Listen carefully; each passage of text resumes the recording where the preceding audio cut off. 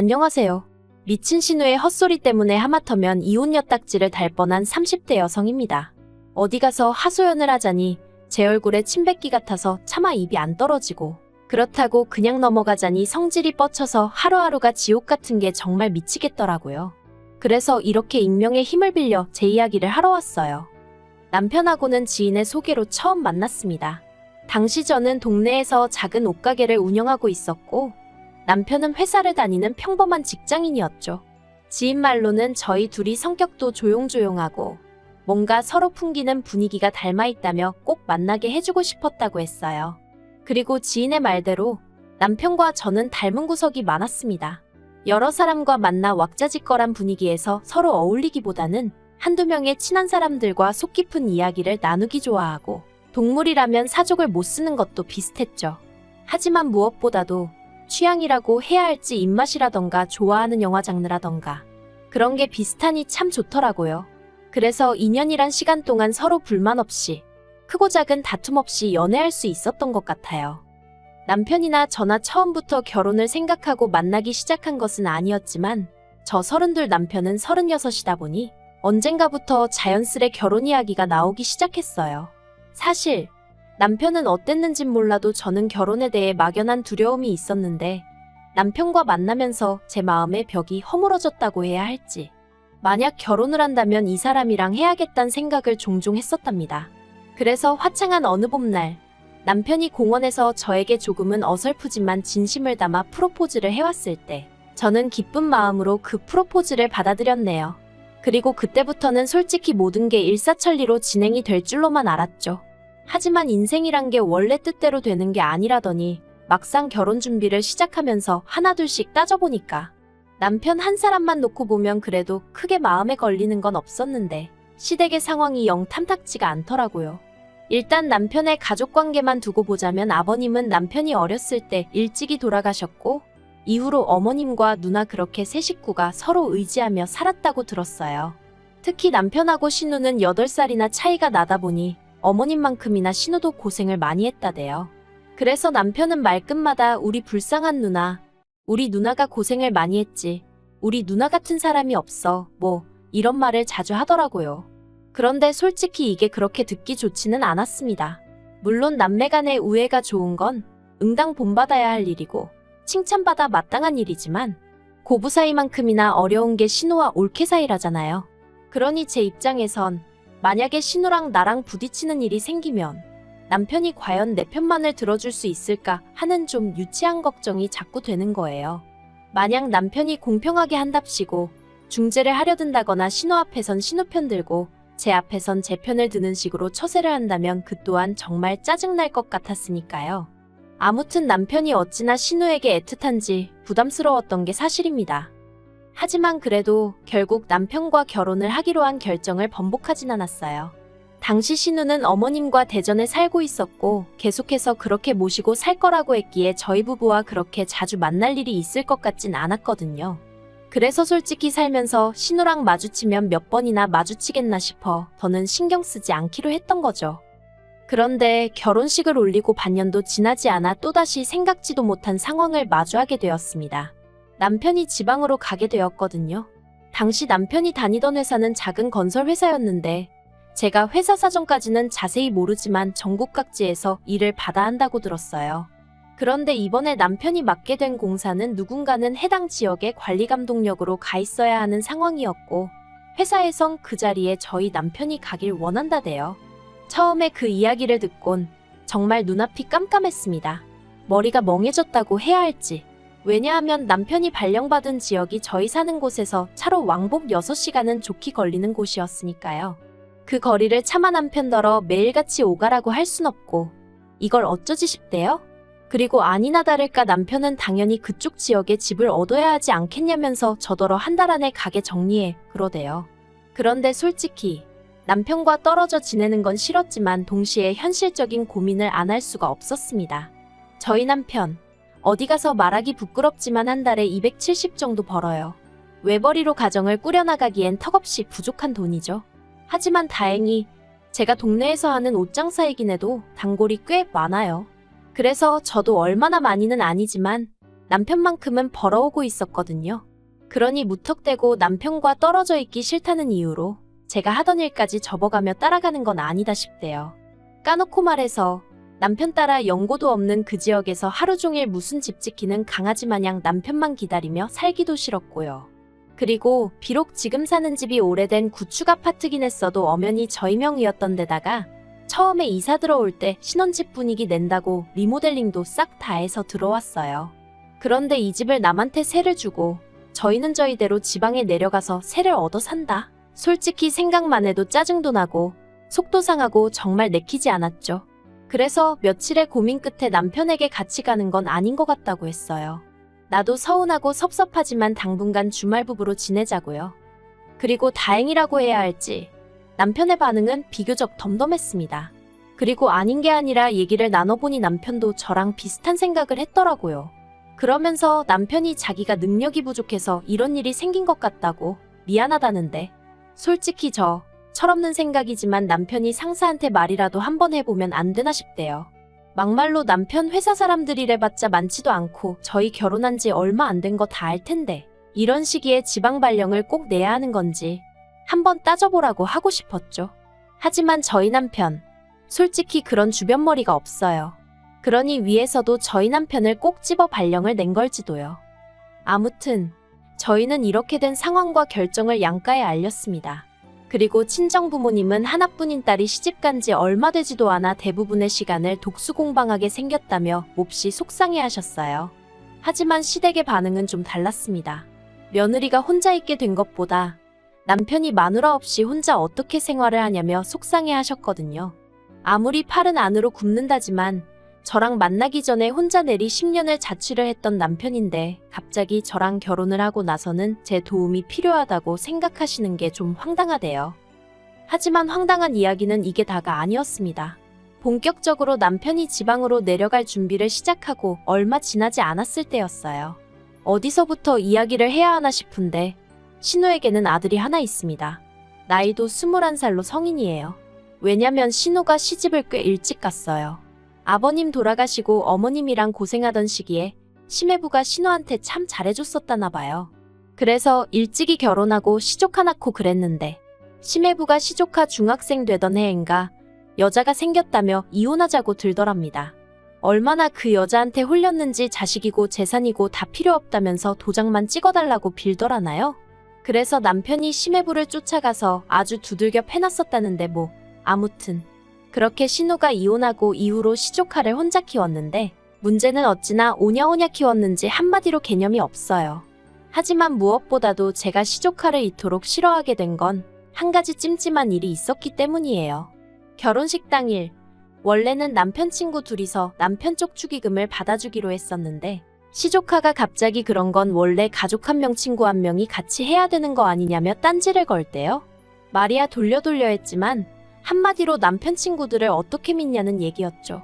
그리고 그 얘기를 듣고 남편이 크게 화를 냈어요. 자기 친구들을 뭘로 보고 그런 소리를 하느냐면서요. 하지만 옆에 있던 신우가 아주 틀린 말도 아니라면서 그러니까 그냥 깔끔하게 자기 아들이랑 친구 1명이랑 돈 받으라 해 하는데 그래서 결국 자의반타의반으로 조정을 하게 되었죠. 그런데 며칠 뒤 남편과 제가 그날 고생했다는 뜻으로 남편 친구에게 밥을 사게 되었는데 어느 정도 분위기가 무르익었을 무렵 친구가 조심스럽게 이 얘기를 어떻게 해야 할지 모르겠다면서 그래도 알려주는 게 좋을 것 같다고. 시조카가 축의금에 아무래도 손을 댄 것 같다는 거예요. 자기가 급한 전화를 받느라 잠깐 자리를 비웠었는데 그때 시조카가 봉투 몇 개를 숨기는 것 같았다면서요. 아, 정말이지 그 이야기를 듣는데 심란하더라고요. 그래서 남편을 쳐다봤는데 남편 표정이 마치 뭔가 이미 알고 있는 사람 같았달까요? 그래서 그날 집으로 돌아오는 길에 아까 당신 친구가 한 말이 너무 신경 쓰인다며 남편 반응을 슬쩍 떠봤습니다. 그러자 남편이 실은 자기도 마음에 걸리는 부분이 있긴 한데 그래도 혹시나 자기가 잘못 생각한 거면 뒷일을 어떻게 수습하나 싶어 그냥 넘어갔다며 그냥 이 일은 묻고 가자대요. 하지만 제 성격이 원래 옳고 그른 건 꼭 따져야 하는 편이라 결국 남편 축의금 명부를 옆에 펼쳐놓고 남편을 붙들어 앉혀놓고 하나씩 계산을 맞춰나갔습니다. 그리고 다 계산하고 나니까 정확히 40만 원이 비더라고요. 황당했죠. 40만 원이 얼마나 큰 돈은 아니지만 그래도 그 자리에 앉아서 돈에 손을 댔다는 게 어처구니가 없었달까요?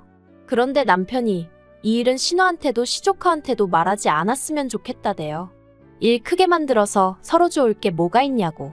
막말로 우리가 앞으로 시조카한테 우리 돈을 맡길 일이 뭐가 있겠냐면서 그냥 용돈 한번 줬다 생각하고 넘기자며 저를 계속 말리더라고요. 그래서 결국 저도 그냥 넘어가는데 동의했어요. 솔직히 증거가 확실히 있는 것도 아니고 저도 결혼한 지 얼마 되지도 않은 시점에 시댁 식구들과 얼굴을 붉히고 싶진 않았으니까요. 그런데 남편의 이사 날짜가 잡히고 나자 신우가 정말 골 때리는 얘기를 꺼냈습니다. 공무원 시험을 준비하는 시조카를 저희 집으로 보내겠다는 거였죠. 아무래도 대전보다는 서울에서 공부하는 게 더 유리할 것 같다면서 말해요. 당혹스러웠어요. 가뜩이나 시조카한테 감정도 좋지 않고 가능하면 말도 안 섞고 싶은데 하지만 이런 이야기를 구구절절 신우면전에 대고 할 수도 없는 노릇이니 그냥 남편도 없는 집에 시조카랑 어떻게 둘이 지내냐고 그랬어요. 싫은 건 둘째치고 불편해서 어떻게 둘이 사냐고요. 그리고 그건 사실이잖아요. 시조카 오면 보나마나 처음엔 안 그래도 된다고 해도 결국 뭐 좀 해먹여라 이거 해줘라 저거 해줘라 바라는 게 얼마나 많아질지 안 봐도 뻔할 뻔잔데 막말로 똥물에 꼭 발을 담궈봐야 똥물인지 아나요? 흙탕물도 찝찝하면 피해가는 게 상책인 마당에 게다가 남편한테나 가족이지 저랑은 피 한 방울 안 섞인 남남이고 어엿한 성인 남잔데 아무튼지간에 상상만 해도 불편해서 안 된다고 했습니다. 그랬더니 신우가 보이는 반응이 정말 가관이었어요. 저더러 결혼했으면 피가 섞였건 안 섞였건 다 한 가족인데 저야말로 가족을 상대로 무슨 생각을 하는 거냐면서 평소에 뭘 보고 듣고 살면 그런 생각을 할 수가 있냐는 거예요. 아니 요새 뉴스도 안 보나? 아무튼 싫다고 절대 안 된다고 했습니다. 그리고 한 3일은 잠잠하더라고요. 남편도 제가 신우랑 통화한 걸 알 텐데 가타부타 말이 없고 그래서 어쨌든 신우가 내 말 뜻을 이해했나 보다 다행이다 생각했죠. 그런데 그건 순전히 제 착각이었습니다. 그날도 평소와 다름없이 가게에 나갔는데 날씨가 더워서 그런가 유난히 손님이 없더라고요. 그래서 그냥 오늘은 가게 문을 일찍 닫을까 생각을 하고 있었는데 갑자기 신우한테 전화가 걸려오대요. 이걸 받을까 말까 고민하다 피한다고 평생 피해질 것도 아니다 싶어서 결국 전화를 받았습니다.